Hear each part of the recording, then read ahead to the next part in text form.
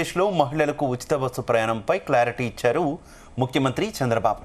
రాష్ట్రంలోని మహిళలు అందరికీ ఆగస్టు 15వ తేదీ నుంచి ఫ్రీ బస్సు ప్రయాణ సదుపాయం కల్పిస్తామని స్పష్టం చేశారు. అయితే దీనికి షరతులు వర్తిస్తాయని కూడా చెప్పుకొచ్చారు. ఏ జిల్లాకు చెందిన మహిళలు ఆ జిల్లా వరకే ఉచితంగా తిరిగే అవకాశం ఉందని తేల్చి చెప్పారు. ఈ ఫ్రీ బస్సు కేవలం జిల్లాకే పరిమితమని ముఖ్యమంత్రి చంద్రబాబు నాయుడు స్పష్టత ఇచ్చారు.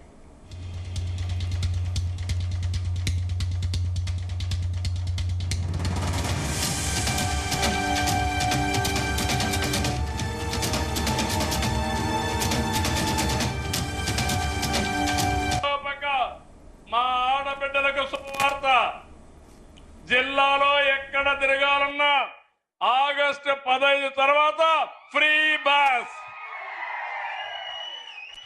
₹1 కూడా అవసరం లేదు. ఇవన్నీ కూడా చేసి పక్క మా ఆడబిడ్డలకు శుభవార్త, జిల్లాలో ఎక్కడ తిరగాలన్నా ఆగస్టు 15 తర్వాత ఫ్రీ బస్, ₹1 కూడా అవసరం లేదు. ఇవన్నీ కూడా చేసి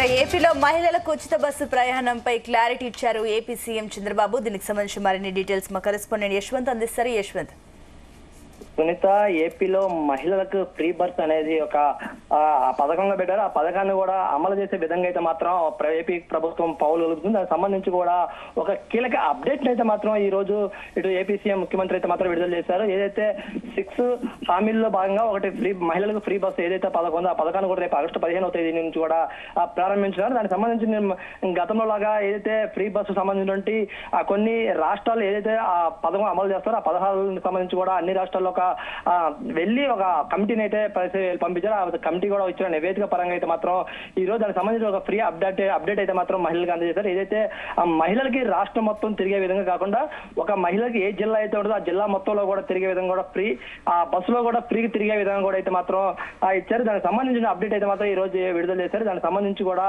ఈ ఫ్రీ బస్సు అయితే మాత్రం పథకాన్ని అయితే మాత్రం ఈ నెల ఆగస్టు 15వ తేదీ నుంచి కూడా గ్రాండ్ గా లాంచ్ అయినారు. ఆ రోజు నుంచి కూడా మహిళలు ఏ జిల్లా అయితే మహిళలు ఉంటారో ఆ జిల్లా మొత్తంలో కూడా ఈ ఫ్రీ బస్ అనేది కూడా ఎక్కి తిరిగే అవకాశం ఉన్నట్లుగా అయితే చెప్తున్నారు. అదేవిధంగా ఇప్పటికే ఇటు తెలంగాణ కానివచ్చు, కర్ణాటకలో కూడా ఈ ఫ్రీ బస్ పథకం ఏదైతే ఉంది దానికి సంబంధించి కూడా విధి విధానాలు అన్నింటినీ కూడా ఏపీ ప్రభుత్వం కమిటీని అయితే నిర్ధారించింది. దానికి సంబంధించి తెలంగాణ కానివచ్చు, కర్ణాటకలో కూడా వెళ్ళి అక్కడ ఫ్రీ బస్సు అమలయ్యే విధానాన్ని కూడా గుర్తించారు. అదేవిధంగా అక్కడ జరుగుతున్నటువంటి ఆ లాటుబాట్లు తప్పులను కూడా ఇటు ఏపీ ప్రభుత్వం గుర్తించింది. దానికి సంబంధించి కూడా ఇటు మహిళలకు ఇబ్బంది లేకుండా అదేవిధంగా ఏపీ ఆర్టీసీ సంస్థ కూడా లాభాలు చేకూరే విధంగా ఉండే విధంగా పాటుగా ఇటు నష్టాలు కూడా చవి చూడకుండా ఉండేలా కూడా ఈ ఫ్రీ బస్సు అనేది కూడా రూపొందించారు. దానికి సంబంధించి కూడా అన్ని విధాలు కూడా అయితే మాత్రం జాగ్రత్తలు తీసుకుని రేపు ఆగస్టు 15 నుంచి కూడా ఏదైతే మహిళలు ఎవరైతే ఉంటారో మహిళలు కూడా ఒక పాసు ఇచ్చే విధానాన్ని అయితే రూపొందించారు. దానికి సంబంధించి కూడా ఆధార్ కార్డు పరంగా ఏదైతే ఏపీ సంబంధించిన మహిళలు ఎవరైతే ఉంటారో వాళ్ళందరికీ కూడా ఇటు ఎన్టీఆర్ జిల్లా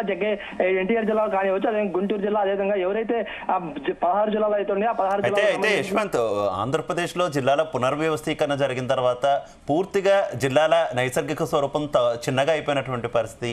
ఈ నేపథ్యంలో కేవలం జిల్లాల వరకు మాత్రమే పరిమితం అంటే ఎంతవరకు ఇది మహిళలకు ఉపయోగకరంగా ఉంటుంది? అలాగే కేవలం విశాఖపట్నం, విజయవాడలో మాత్రమే సిటీ బస్ సౌకర్యం కూడా ఉన్నటువంటి పరిస్థితి కదా. ఏంటి మహిళల నుంచి ఎలాంటి రెస్పాన్స్ వచ్చే అవకాశం ఉంది జిల్లా వరకు పరిమితం చేస్తే? రైట్ శివ, ఈ సందీప్, ఏదైతే ఈ ఫ్రీ బస్సు విధానం ఏదైతే ఉందంటే గతంలో చూసుకుంటే మాత్రం ఇప్పుడు ఈ ఫ్రీ బస్ పథకాన్ని అయితే తెలంగాణలో ప్రవేశపెట్టారు, అదే ఇటు కర్ణాటకలో కూడా ప్రవేశపెట్టారు. ఈ 2 రాష్ట్రాల్లో కూడా కొంతమేర అక్కడ ఉన్నటువంటి ప్రభుత్వాలు కూడా కొంత ఇబ్బందులు అయితే సవి చూసిన పరిస్థితి. ఏదంటే ఇటు రాష్ట్రం మొత్తాన్ని ఫ్రీ బస్సు అమలు చేయడంతో మహిళలు కూడా పెద్ద ఎత్తున దీన్ని దుర్వినియోగం చేస్తున్నారు అనేది కూడా ఒకటి ఉంది. అదేవిధంగా కూడా దీంట్లోనే ఫ్రీ బస్సులో మహిళలు కూడా ఒక ప్రదేశం నుంచి ఒక ప్రదేశం దాకా వెళ్లే విధంగా కూడా కట్టుదిట్టం చేయాలి అని చెప్పేది కూడా ఇటు ప్రభుత్వం ఏదో నిర్దేశించింది. దాంతోనే మహిళలకు జిల్లా మేర ఫ్రీ ఇస్తే చాలు, అంత మించి కూడా ఎక్కువ ఇవ్వడం వల్ల కూడా ఇది దుర్వినియోగం అయ్యే అవకాశం ఉన్నట్లుగా అయితే మాత్రం ఇటు ప్రభుత్వం గుర్తించింది. దాంతో పాటుగానే మహిళలు ఆ జిల్లా మొత్తం తిరిగితే చాలు అనేదే మాత్రమే ఇటు ఏపీ ప్రభుత్వం కూడా గుర్తింది. దాంతో ఆ విధానాలే గుర్తించి ఏదైతే ఒక ఫ్రీ బస్సుపై అయితే మాత్రం కమిటీ ఏదైతే నిర్ధారించిన ఆ పథకాలు, ఆ కమిటీ నిర్ధారించిన విధి విధానాల్లోనే ఇటు ఏపీ ప్రభుత్వం కూడా దీనిపై అయితే మహిళలు అయితే మాత్రం ప్రస్తుతానికి అయితే మాత్రం ఇంకా ఎలాంటి రెస్పాన్స్ లేదు. దీని పాత్రం కొన్ని ఆగస్టు 15 తర్వాత మహిళలు వినియోగించుకున్న తర్వాత దాన్ని విధి విధానాలు ఎలా ఉండబోతాయి అనేది కూడా మహిళలు తెలిసిన తర్వాత దీని మీద రెస్పాన్స్ అయ్యే అవకాశం ఉన్నట్లుగా తెలుస్తుంది. ప్రస్తుతానికి అయితే మాత్రం మహిళలు అయితే ప్రస్తుతం ఫ్రీ బస్ అనే దాన్ని కూడా చాలా ఉపయోగించుకునేందుకు కూడా ఆసక్తిగానే ఉన్నారని చెప్పుకోవచ్చు. అదేవిధంగా ఇప్పుడు మనం ఏదైతే విజయవాడ కానివచ్చు, విశాఖపట్నంలో సిటీ బస్సులు ఏవైతే ఉన్నాయో అంతమే మనకి రాజధానిగా ఉన్నటువంటి ప్రధానంగా రాజధాని ఏదైతే అమరావతి ఉందో అమరావతిలోనే ఇటు విజయవాడ కూడా ఉంది కాబట్టి దానికి విజయవాడలో ఆర్టీసీ సిటీ బస్సు ఉంది కాబట్టి ఇది ఫ్రీగా ఉండే అవకాశం ఉంది. దీన్ని కూడా మహిళలు చాలా సద్వినియోగంగా వినియోగించుకోవచ్చు. అదేవిధంగా ఇటు మహిళలకు అయితే మిగతా జిల్లాలో అంటే ఎక్కడికి వెళ్ళినా కూడా పల్లె వెలుగు బస్సు అనేది ఎక్కడైనా ఉంటుంది. ఆ సిటీలో ఉన్నటువంటి మహిళలకు అయితే మాత్రం జిల్లా ప్రాంతాలకే సరిపోయే అవకాశం ఉంది కాబట్టి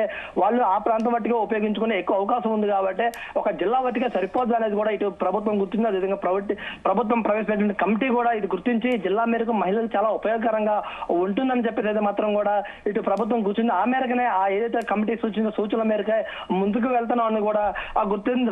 రాను మహిళలకి ఇంకెంత మేర అవసరం అంటే ఆ అవసరం మేర కూడా ముందుకెళ్లి ఎక్స్టెండ్ చేసే అవకాశం ఉన్నట్లు కూడా మనకైతే సమాచారం అందుతుందని కూడా చెప్పుకోవచ్చు. అలాగే యశ్వంత్, సూపర్ 6 లోని ప్రతి పథకము అమలు చేస్తూ ముందుకు వెళ్తున్నప్పటికీ కూడా కూటమి ప్రభుత్వం ప్రతి పథకానికి ఏదో ఒక కొర్రీ పెడుతుంది అనేటటువంటి విమర్శలు ఇప్పటి నుంచి విపక్షం నుంచి వినిపిస్తున్నటువంటి పరిస్థితి కదా.